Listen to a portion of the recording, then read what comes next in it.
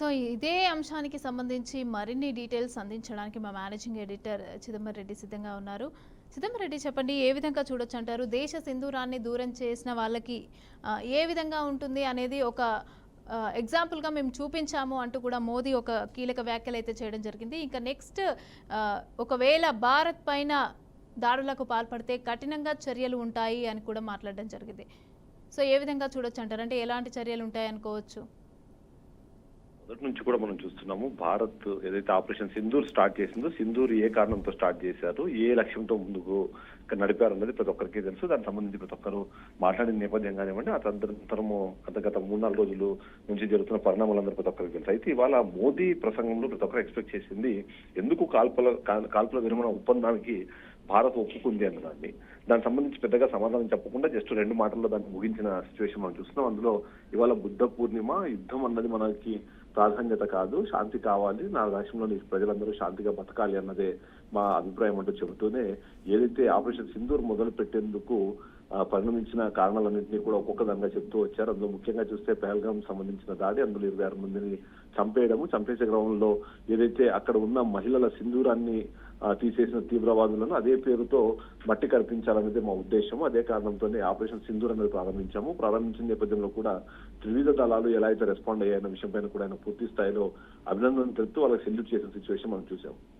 Overall గా చూస్తే మాత్రం మోదీ మాట్లాడిన ప్రతి మాట కూడా 100% మన ఆర్మీ కానివ్వండి, మన ఎయిర్ ఫోర్స్ కానీ, అలాగే నేవీ కానీ 3 త్రివిధ దళాలు ఒక్కదానికి ఒకటి ఏదైతే కమ్యూనికేట్ చేసుకొని కానివ్వండి, కాంటాక్ట్ అయ్యి ప్రతి ఒక్కటి నడిపించిన తీరు మాత్రం ఖచ్చితంగా అభినందనీయం. అదే విషయాన్ని ఇవాళ ప్రధాని మోడీ కూడా చెప్పిన సిచ్యువేషన్ మాకు కనిపిస్తుంది. అందులో ముఖ్యంగా చూస్తే మాత్రం ఏదైతే ఎయిర్ ఫోర్స్ ఏదైతే ఉందో, ఎయిర్ ఫోర్స్ కానివ్వండి, టెక్నాలజీ పరంగా భారత్ ఎంత అడ్వాన్స్డ్ అయిపోయింది, మేక్ ఇన్ ఇండియా ఆయుధాలతో ఎలా మనం మట్టి కల్పించామనే విషయాన్ని చెప్పే ప్రయత్నంలో గత 10 ఏళ్ల కాలంలో భారత్ సాధించిన వృద్ధి, అది అణ్వాయుధాలను కూడా నిర్వీర్యం చేసేంత స్థాయిలో మన టెక్నాలజీ వృద్ధి చెందింది అని చెప్పడం మాత్రం అక్కడ మనము యాక్సెప్ట్ చేయాలి, అంతే కూడా అభినందించాలి.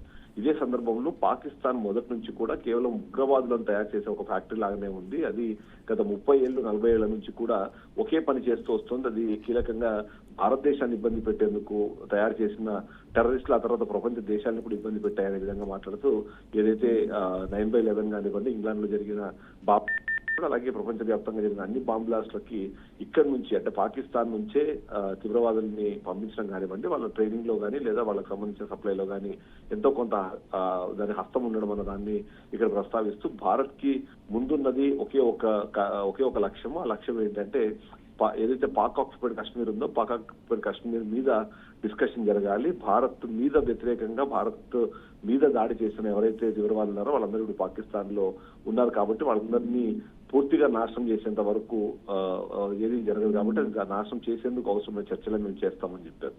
అంటే దీన్ని బట్టి చూస్తే మాత్రం ఇవి శాంతి చర్చలు కాదు, కేవలం భారత్ ఏదైతే మొదటి నుంచి మాట్లాడుకుంటున్న విషయాలు ఉన్నాయో దానికి సంబంధించి పూర్తిగా దాన్ని ఆ లక్ష్యాలను సాధించే క్రమంలో జరుగుతున్న చర్చలుగా మాత్రం వీటిని చూడాలన్నట్టుగా ఇండైరెక్ట్ గా చెప్పిన పరిస్థితి మనకు కనిపిస్తుంది. అందులో ముఖ్యంగా చూస్తే మాత్రం మోదీ మాట్లాడే పద్ధతి కానివ్వండి, ఆయన ప్రజెంట్ చేసే తీరులో త్రివిధ దళాలను ఆయన పోలిన పద్ధతి తీరు మాత్రం ఖచ్చితంగా అందరూ యాక్సెప్ట్ చేయాల్సిన సిచ్యువేషన్ అయితే మనకు కనిపిస్తుంది. ముఖ్యంగా చూస్తే మాత్రం పెహల్గాం ఇన్సిడెంట్ కానివ్వండి, అంతకు ముందు జరిగిన పరిణామాలన్నీ, అందులో ముఖ్యంగా చూస్తే మాత్రం భారత్ మీద తీవ్రవాదుల ఉసిగొల్పోవడమే పాకిస్తాన్ లక్ష్యంగా చేసుకొని చేస్తున్న దాడులు ఏవైతే వాటి గురించి మాట్లాడుతూనే భారత్ ఎలా ఇవాళ టెక్నాలజీలో ముందుకు వెళ్ళింది, అందులో ముఖ్యంగా చూస్తే పాకిస్తాన్ సంబంధించిన రాడార్ వ్యవస్థలకు చిక్కకుండా మన స్వదేశీ పరిజ్ఞానంతో తయారు చేసుకున్న మిసైల్స్ పాకిస్తాన్ ఎలా ఇబ్బంది పెట్టాయి అనే విషయం పైన పూర్తి స్థాయిలో క్లారిటీ ఇచ్చే ప్రయత్నం చేశారు. దానికి సంబంధించి గత కొంతకాలంగా చూస్తున్నాం. గత 2-3 రోజుల నుంచి పాకిస్తాన్ సంబంధించిన రాజకీయ నాయకులు కావచ్చు, అక్కడ ఉన్న ఆర్మీ పర్సనల్ కానివ్వండి, భారత్ మీద అసత్య ప్రచారాలు చేసే ప్రయత్నం చేస్తుంది. అందులో ముఖ్యంగా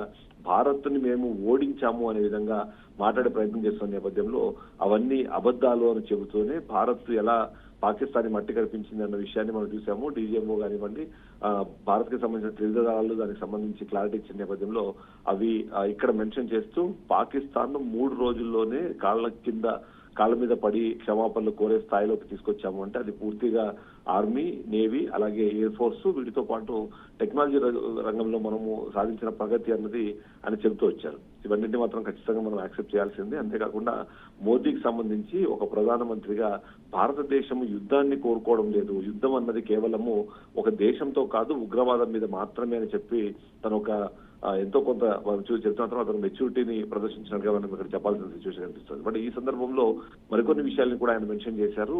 అందులో ముఖ్యంగా ఇవాళ బుద్ధ పూర్ణిమ, అలాగే భారత సంస్కృతి కానివ్వండి సాంప్రదాయాలకు సంబంధించి డిస్కషన్ చేస్తూ మనము ముందుకు వెళ్ళాలి అంటే భారత్ శాంతియుతంగా ఉండాలి అన్నది తను చెప్తూనే ఇక దేశ విదేశాల నుంచి మనకు సంబంధించిన మరికొన్ని పాయింట్స్ కూడా అక్కడ మెన్షన్ చేయడంతో పాటు ఉగ్రవాదానికి సంబంధించిన మూలాలు, దాని శిక్షణా శిబిరాలని మనం ఎలా ధ్వంసం చేశారో అలా ధ్వంసం చేయడం ద్వారా భారత్ లో శాంతి ఎలా నిలబడే అవకాశం ఉంది అనే విషయాన్ని చెప్పకనే చెప్పే ప్రయత్నం అయితే చేశారని చెప్పాలి Mamata. Right, thank you Chidambareddy, thanks for the updates.